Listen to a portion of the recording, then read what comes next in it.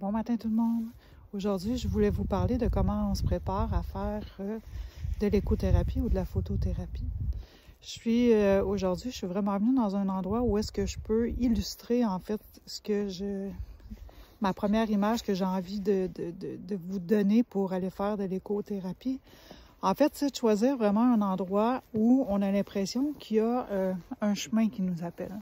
Vraiment comme une entrée là, où est-ce qu'on peut se dire, OK, ou on va dire une porte, tiens.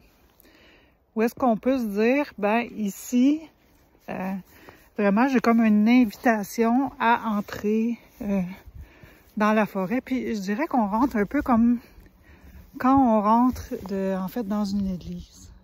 Puis là, vous allez me dire, ouais, ça fait longtemps que je ne suis pas allée dans une église peut-être, mais on rentre dans un lieu où est-ce que on a l'impression qu'il faut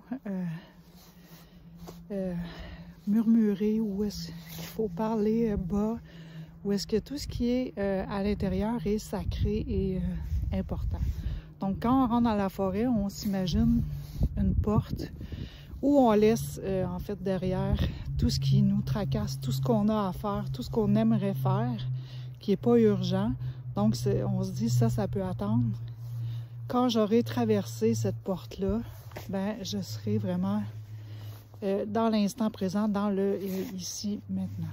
Puis je pourrais profiter vraiment du silence, d'observer, profiter pour observer vraiment ce qui m'entoure, ce qu'il y a autour de moi, sans me préoccuper de ce que j'ai à faire ou de ce que j'aurais dû faire. Donc, même si vous êtes dans un lieu qui est pas, qui a pas de porte ou qui a pas d'arche ou qu'on n'a pas...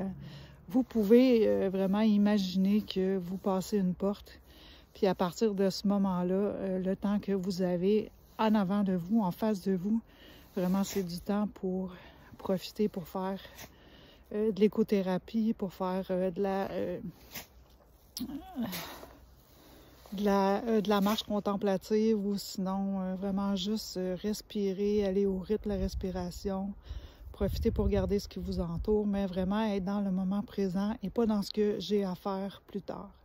Quand vous repasserez la porte au retour, ben, je vous invite aussi à pratiquer ce que les gens appellent ou ce qu'on appelle la gratitude, vraiment pour dire merci à tout ce qui vous a entouré, tout ce qui vous a porté pendant cette marche-là, puis vraiment de prendre conscience que vous étiez vraiment dans le moment présent, puis quand vous passez la porte, bien, vous pourrez retourner à ce que vous étiez en train de faire. Voilà, sur ce, bonne journée!